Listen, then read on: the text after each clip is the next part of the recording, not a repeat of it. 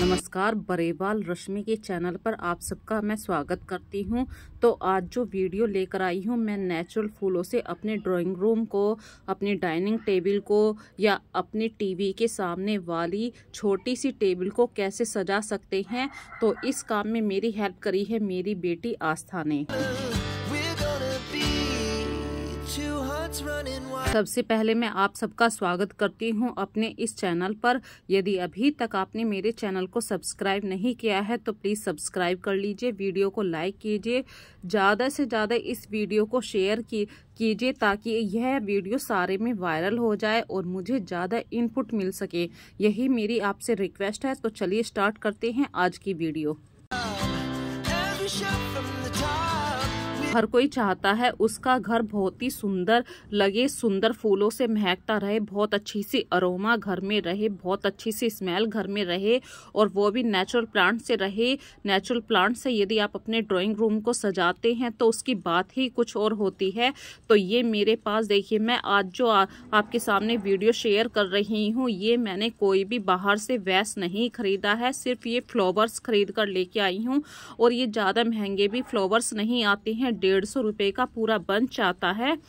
तो आजकल तो वैसे भी वैलेंटाइन डे का दिन चल रहा है, फूलों से मार्केट भरे पड़े हैं, एक से एक अच्छी वैरायटी का फूल मार्केट में अवेलेबल है। तो इतने सारे फूलों को देखकर मेरा भी मन हुआ कि मैं भी अपने ड्राइंग रूम को, अपने एंट्रेंस गेट को अच्छे से डेकोरेट करूं। और ये कहते हैं जिसके घर का एंट्रेंस गेट बहुत अच्छे से सजा हुआ होता है, इसी एंट्रेंस गेट से जितनी भी पॉजिटिव वाइब्स आती है या आपके घर में जितनी खुशियाँ आती हैं वो सब यहीं से आती हैं। तो अपने एंट्रेंस गेट को इतना अच्छा रखिए। एंट्रेंस गेट पे अगर नेचुरल फूलों से आप सजा कर रखते हैं तो उसकी जो स्मेल रहती है फूलों की वो सारे में महकती है। और ये फूल एक दिन में ख़राब नहीं होते हैं, कम से कम 1 वीक आराम से चलते हैं। और ये मैंने अपने घर के एंट्रेंस गेट पे रखे हैं, ड्राइंग रूम में अलग से रखूंगी या अपना जो रूम है वहाँ पे अलग से रखूंगी। और इस काम में मेरी हेल्प करी है आस्था ने। आस्था ने आज बहुत समझदारी का काम करा है। उसको मैंने जितने पैसे दिए थे उन पैसों में बहुत अच्छा बंच खरीद कर लेके आई है। तो बच्चे मार्केट जाते हैं, उन्हें सिखाइए कि भाई क्या चीज़ कितने रुपए की आती है। बस मैंने आस्था को आइडिया दिया था, मैंने कि बेटा ज़्यादा महंगे फूल खरीद कर मत लेके आना। तो मुझे आज आस्था ने इतना अच्छा विश्वास दिलाया है कि वो बार्गेनिंग भी करना जानती है। बहुत अच्छे फ्लावर्स मार्केट से खरीद कर लेकर आई है। कुछ ये पत्तियाँ मैंने अपने गार्डन से ही तोड़ी हैं। तो देखिए, जो हम घर को डेकोरेट करते हैं ज़रूरी नहीं है कि हर चीज़ इतनी महंगी ही हो, कुछ चीज़ें तो हमारे गार्डन में ऐसे ही मिल जाती हैं। तो ये वाला फूल सर्दियों के मौसम में बहुत अच्छा मिल जाता है। और ये गुलदावरी का फूल है जो हमारे ही घर के गार्डन में हो रहा था। और मैं कई दिन से चाह रही थी कि अपने घर को नेचुरल फ्लावर से सजाऊं, जैसे कि अभी दिवाली पे सजाया था, नए साल पे सजाया, या अब वैलेंटाइन डे आया हुआ है। तो भाई मैं नहीं मनाती हूँ, ना ही मेरे घर परिवार में ऐसी कोई चीज़ होती है, क्योंकि हम जब घर परिवार में होते हैं हमें सब कुछ देखना होता है। अपने बच्चों को अच्छी तरीके से गाइड करने की जो जिम्मेदारी होती है वो हमारे ही कंधों पर होती है। तो मैंने अपने आस्था से ही कही थी कि आस्था तुम फ्लावर्स लेके आना। थोड़ा बहुत हंसी मजाक भी होता रहा। आस्था ने बोला मम्मी आप क्या करेंगे, लेकिन मुझे अपनी इस वीडियो को बहुत अच्छी तरीके से बनाना भी था। तो सोचा कि इन फ्लावर्स से कुछ ना कुछ आप लोग भी सीखेंगे कि नेचुरल फ्लावर से हम कैसे अपने घर को सजा सकते हैं। और ये जो बंच होते हैं बहुत ज़्यादा महंगे नहीं आते, मैंने अभी आपके साथ शेयर करे थे। तो मैंने 2 बंच मंगवाए हैं। 2 बंच में मेरा ड्राइंग रूम है या गेस्ट रूम है, अपने घर की डाइनिंग टेबल है या टीवी के सामने छोटी सी रैक है, वहाँ पे अच्छी तरीके से सजाया है। और वहीं पे मैंने एक छोटी सी फिश का पॉट रखा हुआ है। तो अभी आस्था उस फिश के पॉट में थोड़ा सा उन्हें दाना देने के लिए जा रही है। तो ये 2 मछलियाँ हैं, ज़्यादा दाने की आवश्यकता नहीं है, बस 2 दिन में एक बार इन्हें 2-2 दाने डालने होते हैं। अभी बहुत छोटी हैं। और मैं तो अक्सर देखा करती हूँ ये कब सो रही होती हैं। जैसे ही अपने घर की मैं लाइट ऑफ कर देती हूँ ये बिल्कुल शांत हो जाती हैं। फिर मन में एक बार से फिर से चिंता होती है कि अरे ये उठी क्यों नहीं, अभी तक ये मूव क्यों नहीं कर रही हैं। बस यही छोटी छोटी सी बातें होती हैं। इनका ध्यान रखने के लिए टाइम टू टाइम इनका पानी चेंज करते रहते हैं। आज मैं एक छोटी सी ट्रिक आपके साथ शेयर कर रही हूँ। जब भी हम टोस्टर में कुछ भी बनाते हैं तो वो उसके ऊपर काफ़ी सारा चिकनाई गिर जाती है, आलू गिर जाता है या हमारी चीज़ होती है वो फैल जाती है। तो इस प्रॉब्लम से बचने के लिए आप फॉइल पेपर को टोस्टर में अच्छी तरीके से फैला दीजिए और उसके ऊपर ब्रेड रखिए। अब जो चिकनाई होगी, जो भी पार्टिकल्स गिरेंगे खाने के, वो इस फॉइल पेपर के ऊपर ही गिरेंगे। तो हमारा जो टोस्टर है वो भी गंदा नहीं होगा, वरना इसे साफ करने के लिए बहुत ज़्यादा जुगाड़बाजी सी करनी पड़ती है, क्योंकि जो चीज़ें होती हैं वो साफ़ ही अच्छी लगती हैं। और खाने पीने की जो अप्लायंसेस होते हैं इनको जितना आप साफ रखेंगे उतना ही अच्छी बात है, नहीं तो धीरे धीरे इनमें गंदगी जमा हो जाती है। और फॉइल पेपर की वजह से जो भी ब्रेड के पार्टिकल्स होते हैं वो इसी पर गिरे हैं। अब हमारा टोस्टर भी बिल्कुल साफ है और अच्छी तरीके से हमारे ब्रेड भी सिक गए हैं। कभी भी आप अगर नाश्ता बनाएं तो इस ट्रिक को ज़रूर फॉलो करना और मुझे कमेंट सेक्शन में ज़रूर बताना क्या इस ट्रिक ने आपके होम अप्लायंसेस को अच्छी तरीके से साफ रखा है या नहीं। तो मुझे कमेंट में ज़रूर बताना। मैंने ये ट्रिक भी कहीं से सीखी थी और मैं जो सीखती हूँ आप लोगों के साथ हमेशा शेयर करती रहती हूँ। तो देखिए हमारा जो टोस्टर है बिल्कुल साफ निकला है। अब जो बंच आस्था लेकर आई थी उनको सही से रखना भी था, क्योंकि काफ़ी टाइम हो गया है इस बंच को लाए हुए। तो पानी में ये जल्द से जल्द डालने हैं, नहीं तो मुरझा जाएंगे। तो मैं छोटी सी ट्रिक आपके साथ शेयर कर रही हूँ। बहुत सारे मैंने खुले फूल भी मंगवाए थे। तो जो हमारे घर में सेलो टेप होती है उससे आपको स्क्वायर बना लेना है किसी भी बाउल के ऊपर। जो आपके घर में कोई भी कांच का बाउल है, ये देखिए मैं सेलो टेप को इस बाउल पे अच्छे तरीके से चारों तरफ चिपका रही हूँ। तो एक स्क्वायर बनता जा रहा है और हर स्क्वायर में हमें एक एक फूल डालना है।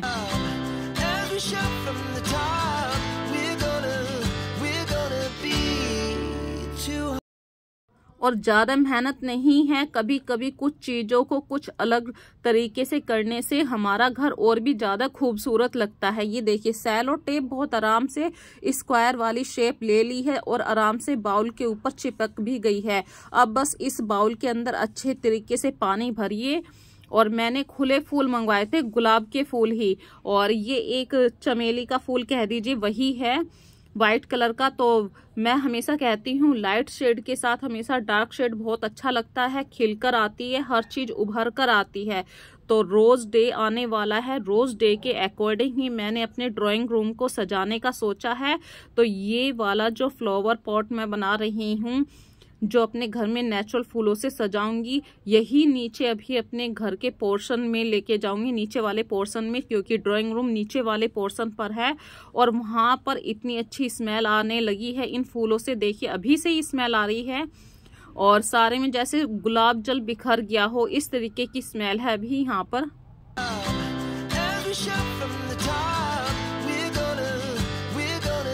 बस ये छोटा सा डेकोरेटिव आइटम मैंने तैयार कर लिया है, कुछ भी नहीं है। अपने घर में जो बाउल रखा होता है वही है, सेलो टेप से मैंने स्क्वायर बना लिए हैं और पानी भर के सारे गुलाब मैंने इसके अंदर रख दिए हैं।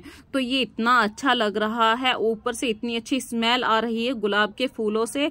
तो ड्राइंग रूम का आज अलग से लुक निकल के आ रहा है। और मैं बताऊं आज मेरे घर पे काफी गेस्ट भी आने वाले हैं। 2 गेस्ट सुबह चले गए हैं, एक शाम को आने वाले हैं। नाना नानी, बच्चों के नाना नानी भी आने वाले हैं। तो जब हमारे घर पे कोई आने वाला होता है तो उस दिन और भी अच्छी तरीके से मन करता है कि अपने घर को और भी ज़्यादा हम सुंदर बनाएं। और मैं आ गई थी अभी इसी गेस्ट रूम में, तो देखा कि बच्चों की कुछ ना कुछ किताबें भी ऐसे ही पड़ी हुई थी, क्योंकि ये रूम कहने को गेस्ट रूम है, सिर्फ कोई आता है तो जब ही रात में इसमें कोई सोता है, नहीं तो दिन भर बच्चे ही इधर उधर मतलब कार्तिक का मेन कमरा है, ये कार्तिक ही आता है इस रूम में और आस्था अपने दूसरे रूम में रहती है। और जब हम रात में सोते हैं तो पूरा परिवार इकट्ठे होकर ही सोता है। हमारे घर में ऐसा कुछ भी नहीं है कि बच्चों का अलग से कमरा है, सिर्फ स्टडी के नाम से कमरा है। लेकिन अगर हम रात में सोते हैं तो पूरा परिवार इकट्ठा होकर ही सोते हैं। तो मैं इस रूम को ठीक करने के लिए आ गई थी, जो भी सामान इधर उधर बिखरा हुआ था। और आस्था मेरी काफ़ी हेल्प कर रही है आज शूट करने में, क्योंकि अभी आस्था का भी मन नहीं था आज पढ़ने के लिए, क्योंकि जब इतने अच्छे फ्लावर्स वो लेकर आई है तो वो खुद चाह रही है कि मैं खुद डेकोरेट करूं। और मैंने कहा था कि नाना नानी आएंगे बच्चों के, और मम्मी कुछ पैसे देने लगी। तो ये कहते हैं कि जमाई कितने भी वो हो जाए, उम्र हो जाए, लेकिन जमाई जमाई ही रहते हैं। और ये हैं मेरे पापा, देखिए। तो मेरे छोटे से घर में पापा आए, मम्मी आए, और ये मेरे देवर बैठे थे, वो भी आए हुए हैं। तो घर में जब इस तरीके से कोई आता है तो घर का माहौल ही कुछ डिफरेंट हो जाता है, मन करता है और बातें करते रहें। लेकिन मुझे अभी खाना बनाने की भी तैयारी करनी है। तो पापा अभी थोड़ा सा बाहर जा रहे हैं, क्योंकि मेरी छोटी बहन भी यहीं आसपास ही रहती है, तो उसके घर तक भी पापा को जाना था। और मैं मम्मी को, उनको, भैया को नीचे छोड़कर आ गई हूँ किचन में, क्योंकि टाइम से खाना भी बनाना है। और जब घर में कोई गेस्ट आता है तो मैं कभी कभी कोशिश करती हूँ कि बाहर से सब्जी मंगा लूं, क्योंकि बच्चों का भी ज़्यादा मन करता है। रोज रोज घर की सब्जी से बच्चों का भी मन उब जाता है। तो बच्चों से मैंने कहा कि जाओ बाहर से ले आओ। तो हमारे यहाँ पे एक फेमस वो शॉप है, वहीं से मैंने ये सब्जी मंगवाई है। और इतनी देर में आटा लगा दिया है, आटे को अभी 10-15 मिनट के लिए मैंने ढक कर रख दिया है। और इस बीच में मैं आ गई हूँ अपने घर का जो सामान अस्त व्यस्त हो रहा था उस सामान को सही से अरेंज करने के लिए, क्योंकि जब घर में कोई आ जाता है तो सामान तो फैल ही जाता है। तो अभी मेरे हस्बैंड बैठे थे नीचे, मम्मी के साथ बातें कर रहे थे, और मैंने सबके फ़ोनों को चार्जिंग लगा दिया है। और अभी हस्बैंड का भी फ़ोन आ गया था कि खाने की तैयारी हो गई है। तो मैंने कहा मुझे अभी 10-15 मिनट और दीजिए, अभी बच्चे नहीं आए थे। तो इस बीच में मैंने काफ़ी घर का सारा सामान मतलब सही से अरेंज कर दिया है। और कपड़ों को फोल्ड तो मैं अभी कल करूँगी। सबसे पहले तो मैं आज किचन में आ गई हूँ, क्योंकि किचन में अभी काफ़ी टाइम लगने वाला है। तो जो बाहर से सब्जी मंगाई है वो है फ्रेंड्स, 4 सब्जियाँ आई हैं, और पनीर है जिसमें दाल मखनी है, छोले हैं और 2 छोले हैं। इस तरीके से सब्जी आ चुकी है। तो मैंने जो भी सर्विंग वाली प्लेटें हैं सबको साफ करके रख दिया है, सभी बर्तनों को। और जो सब्जियां हैं इनको सही से सर्व कर रही हूँ।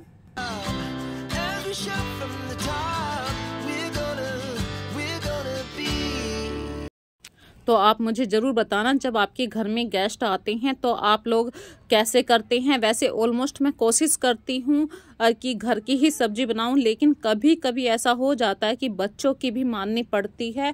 और जब बच्चे बड़े हो जाते हैं तो उनकी बात को सुनना ज़रूर पड़ता है। यदि आप उनकी बातों को इग्नोर कर दोगे तो वो अगली बार अपनी बात आपके साथ शेयर नहीं करेंगे, और इसका खामियाजा हमें कहीं ना कहीं भुगतना पड़ता है।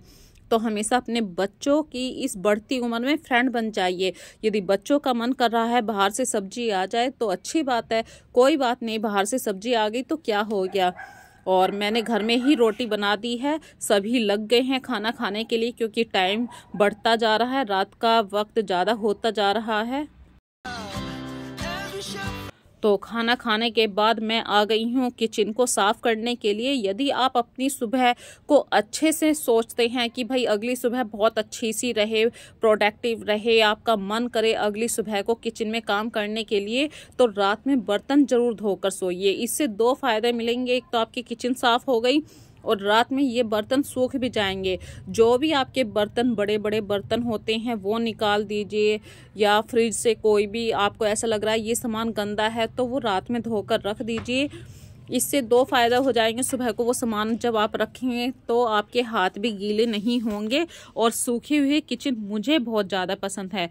तो फ्रेंड्स, अब मैं आ गई हूँ अर्ली मॉर्निंग की वीडियो आपके साथ शेयर कर रही हूँ, क्योंकि अभी तक जितनी भी मैंने वीडियो शूट करी थी उसमें टाइम कम था और मुझे छोटी वीडियो नहीं देनी थी, मुझे लॉन्ग वीडियो ही आज प्रेजेंट करनी थी आपके सामने।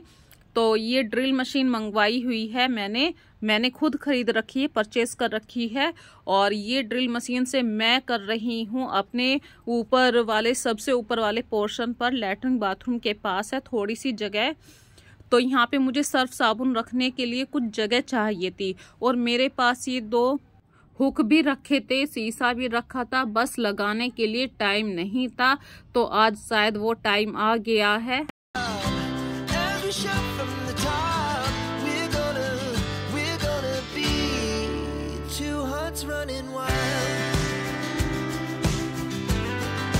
और ये कहते हैं जिस दिन काम होना होता है उसी दिन होता है। ये ड्रिल मशीन बहुत पहले से आई रखी थी, लेकिन मैं रोज सोचा करती थी कैसे चलाऊं। डर लगता था किसी काम को करने में। जब हम पहली बार किसी काम को करते हैं तो डर तो लगता ही है। ड्रिल मशीन को चलाने में मुझे डर ही लग रहा था।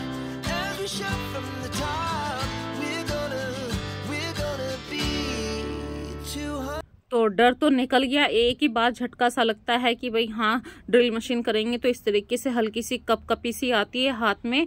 तो देखिए 2 दीवार में मैंने इस तरीके से छेद कर लिए हैं। और ये प्लास्टिक की गिट्टी आती है। इस प्लास्टिक की गिट्टी के अंदर जब हम पेच कसेंगे तो हमारा हुक होगा वो हुक नहीं हिलेगा, ग्लास नहीं गिरेगा। तो ये वो हुक है। बस इस प्लास्टिक की गिट्टी के अंदर पेच को ये अच्छी तरीके से कसना है। तो अभी मैंने आस्था को आवाज़ दी थी, मुझे दूसरे वाले पेचकस की ज़रूरत थी। तो हमें कभी कभी अपने घर में इस तरीके से ये टूल्स की ज़रूरत पड़ती रहती है। तो टूल्स हमेशा आपके घर में होने चाहिए, नहीं तो इन टूल्स के बिना आपको ऐसा लगेगा कि हर चीज़ हमारे घर में ये टूटी हुई है, इसे सही करने से कैसे करें। या तो किसी के घर से मांग के लेकर आना पड़ेगा, या फिर आप ये सोचेंगे कौन करेगा। तो ये छोटे से टूल्स होते हैं, जैसे पेचकस हो गया, प्लास हो गया, हमेशा अपने घर में अरेंज करके रखना चाहिए। और मैंने तो अभी ये ड्रिल मशीन भी मंगवा ली है। बहुत घर के ऐसे काम होते हैं कि छोटे से काम है कि एक ड्रिल को करवाने के लिए भी यदि हम बाहर से मिस्त्री को बुलाते हैं तो उसका भी चार्ज काफ़ी होता है। तो ये छोटे छोटे से काम होते हैं, यदि आप खुद कर लेते हैं तो आपके पैसे भी बचते हैं, आप सीखते भी हैं, क्योंकि हर काम से कुछ ना कुछ तो सीखा जाता है। तो फाइनली देखिए ये ग्लास मैंने लगा ही दिया है। और ये ग्लास भी बिल्कुल वेस्ट मटेरियल था, क्योंकि ये ग्लास का जो कॉर्नर है वो थोड़ा सा ज़्यादा तिरछा है और ये कहीं पे यूज़ भी नहीं हो रहा था। बहुत दिनों से इधर उधर ही हो रहा था। एक दिन सोचा कि ये कहीं ना कहीं टूट जाएगा, तो इसको यूज़ करने का अच्छी सी जगह देखते हैं। और वो जगह मुझे कहीं ना कहीं ऊपर वाले पोर्शन में बाथरूम के एरिया में मिल गई। बाथरूम के पास हम कितना सारा सामान रख सकते हैं भाई। अगर कार्तिक अभी छोटा है, उसका हाथ अभी ब्रश को रखने में नहीं जाता है या साबुन रखने में नहीं जाता है, तो यहाँ पे वो रख सकता है। मैं बाद में आके सही से अरेंज कर दूंगी। और ये बाथरूम वाला जो एरिया है ये बिल्कुल ओपन है, यहाँ पे बिल्कुल खुला एरिया है, तो यहाँ पे धूप काफ़ी अच्छी आती है। तो हो गए ना, आज मेरे बहुत सारे काम हो गए। सूट भी कर रही हूँ, काम भी हो रहा है। और अब मैं सुबह का नाश्ता बना रही हूँ, क्योंकि सबको अपने अपने काम से जाना भी है। तो मैं नाश्ते में बना रही हूँ आलू पराठे। अभी भैया को भी जाना था जल्दी से, और बच्चे तो फ्रेंड्स अभी घर पर ही हैं, क्योंकि आज है संडे। कल था सैटरडे। सैटरडे की जो वीडियो थी वो मैं सिर्फ थोड़ी सी शूट कर पाई थी, पूरी तरीके से शूट नहीं हो पाई थी। तो आज हमारे घर में नाश्ते में बन रहे हैं चटपटे आलू पराठे। और आलू पराठे सबके फेवरेट होते हैं।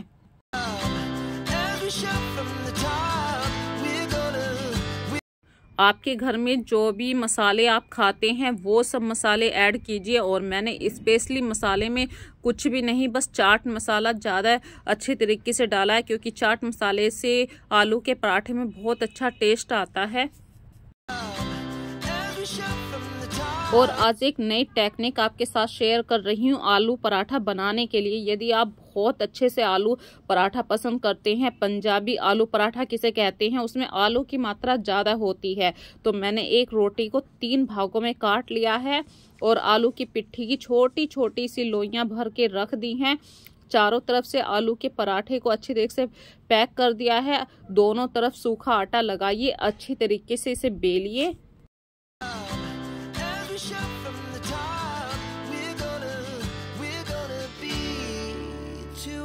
और तवे पे डाल दीजिए। साथ में लगाइए आप देसी घी। देसी घी के पराठों का अलग ही टेस्ट होता है। आप ना ये कह दे एक बार कि एक पराठा वंस मोर, तो एक पराठा और चाहिए। आपका पेट कितना भी अच्छी तरीके से फिल हो गया हो, लेकिन आलू पराठा होने के बाद एक पराठा एक और कहेंगे जरूर आप। और सर्दियों में इस तरीके से गर्मा गर्म आलू का पराठा मिल जाए, चाहे आप दही के साथ खाएं, मट्ठे के साथ खाएं, अचार है, चाय है, आप जैसे मन करे खाइए, लेकिन इस पराठे का इतना अच्छा टेस्ट होता है। सही बता दूं, सही इस पराठे पे आप थोड़ा सा देसी घी जरूर रखिए, तो आप वास्तव में कह देंगे हाँ, पंजाबी पराठा जो होता है वो आलू पराठा होता है, साथ में मखनी घी हो या देसी घी हो, जरूर इसका जो टेस्ट होएगा उंगलियां चाटने को मजबूर कर देता है। तो फ्रेंड्स, आज मैंने आपके साथ अपना डेली रूटीन शेयर किया है। तो इस वीडियो में मैंने एक दो ट्रिक भी आपके साथ शेयर करी है, जैसे आलू पराठे को ज्यादा टेस्टी बनाना है या अपने घर को कैसे आपको डेकोरेट करना है। यही छोटी छोटी सी बातें आज की वीडियो में मैं शेयर करी हैं। अब मैं अपनी वीडियो का लास्ट करती हूँ। यदि अभी तक आपने मेरी चैनल को सब्सक्राइब नहीं किया है तो प्लीज़ सब्सक्राइब कर लीजिए और कमेंट सेक्शन में जाके मुझे कमेंट जरूर किया कीजिए, ताकि अगली वीडियो का नोटिफिकेशन मैं जल्द से जल्द आपके सामने प्रेजेंट कर सकूं। और जब आप कमेंट करते हैं तो उस कमेंट की वजह से मुझे इतना अच्छा मोटिव मिलता है। हर बार मैं कोशिश करती हूँ एक नई वीडियो आपके सामने प्रेजेंट कर पाऊँ। और ये YouTube चैनल जो है मैंने अभी स्टार्ट करा है, तो जब आप लोग मुझे सपोर्ट करते हैं, सच में कह रही हूँ, मेरा दिल इतना खुशियों से भर जाता है कि हाँ, मुझे शायद कोई सुन रहा है, कोई पसंद कर रहा है। यही था बस आज छोटी सी इस वीडियो के अंदर। तो अपना प्यार मुझे हमेशा देते रहिए। मैं कोशिश कर रही हूँ, यदि इस वीडियो में आपको कुछ भी गलत लग रहा है तो मुझे कमेंट में ज़रूर बताना, और छोटी बहन समझ के मुझे माफ़ कर देना यदि मुझसे कुछ भी बोलने में गलती हो रही है। तो अपना ध्यान रखिए।